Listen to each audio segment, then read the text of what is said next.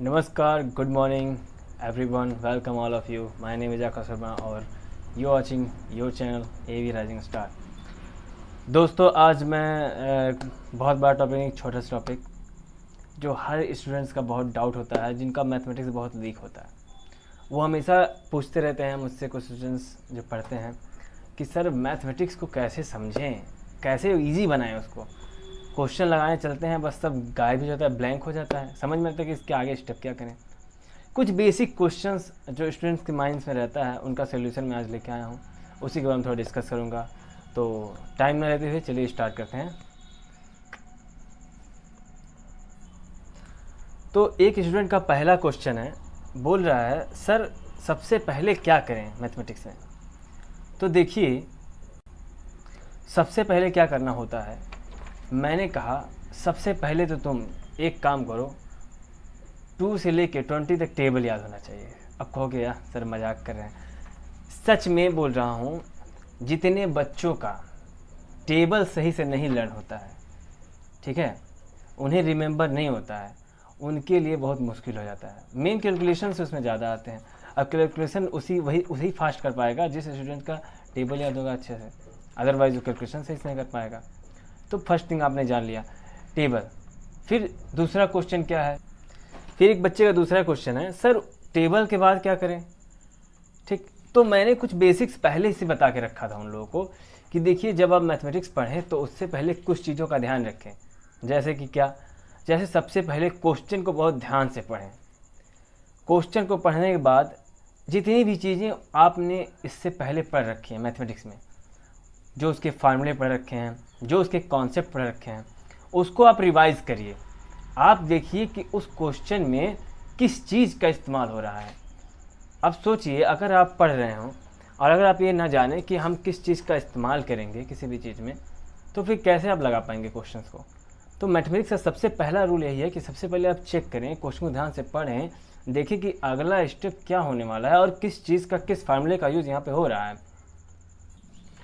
और एक बात, कॉन्सेप्ट्स को बहुत अच्छे से समझिए। जब तक आप कॉन्सेप्ट को अच्छे से नहीं समझेंगे, तब तक आपको मैथमेटिक्स क्लियर नहीं होगा, आपके माइंड में जाएगा नहीं। ठीक है, आप समझने की कोशिश करिए, ज़्यादा से ज़्यादा चीज़ों को आप समझने की कोशिश करिए, रट्टा मत मारिए। अगर आपको एक बार नहीं समझ में आ रहा है, 2 बार पूछिए, 3 बार पूछिए, जो भी आपको पढ़ाता है यही उसका रूल ही है। जितना आप पूछेंगे, और mathematics is dependent on practice, जितना ज़्यादा आप प्रैक्टिस करेंगे, वो क्या कहते हैं, practice makes man best and perfect. तो जितना ज़्यादा आप प्रैक्टिस करेंगे, उतने ज़्यादा आप उसमें और आगे जाएंगे और अच्छे से कर पाएंगे। जब प्रैक्टिस आप नहीं सही करेंगे, जो पढ़ाया जाएगा उसको रिवाइज नहीं करेंगे, लर्न नहीं करेंगे, तो हाउ इट रिमेंबर्स, कैसे रिमेंबर होगा, और क्वेश्चन भी नहीं लगा पाएंगे। क्योंकि जब तक आप थियोरी, उसका कॉन्सेप्ट, उसके तरीके को नहीं समझेंगे, फार्मूले नहीं याद करेंगे, तब तक आपके लिए वो डिफ़िकल्ट होगा करना। फिर एक बच्चे का और क्वेश्चन है कि सर इम्पॉर्टेंट और क्या है। तो मैंने बोला एक और चीज़ इम्पॉर्टेंट है, प्लस माइनस का ध्यान।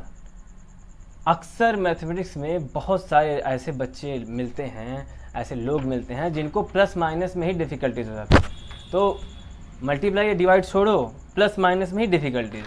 तो जब प्लस माइनस में ही डिफ़िकल्टीज हो रही है, तो उनके लिए और जब डिफ़िकल्ट क्वेश्चन आएगा तो और डिफ़िकल्टीज होंगे। तो प्लस माइनस का बहुत ध्यान देना होता है, कहाँ पर किस चीज़ का इस्तेमाल हो रहा है, कहाँ पर अगर अपोजिट साइन आ रहे हैं तो क्या होगा, सेम साइन आ रहे हैं तो क्या होगा। It's a very important thing. Okay, इन चीज़ों पर भी ध्यान देना होगा आपको। एंड मैथमेटिक्स में एक चीज़ सबसे इंपॉर्टेंट है क्या, कि इसमें आपको ज़्यादा मेहनत करने की जरूरत नहीं है। बस जब आपको चीज़ बताया जाए तो पूरा फोकस के साथ पढ़िए। जब आप पूरे फोकस के साथ ध्यान देंगे, सुनेंगे, बातों को समझेंगे, तो आप उसी टाइम पे ही समझ जाएंगे। अगर आपका ध्यान कहीं और है, कुछ और करने का, मैंने दिमाग में कुछ और चल रहा है, बताया कुछ और जा रहा है, तो फिर वहाँ पे आपका फोकस नहीं है। फिर जो बताया जाएगा मैथमेटिक्स में, वो आपको समझ में नहीं आएगा।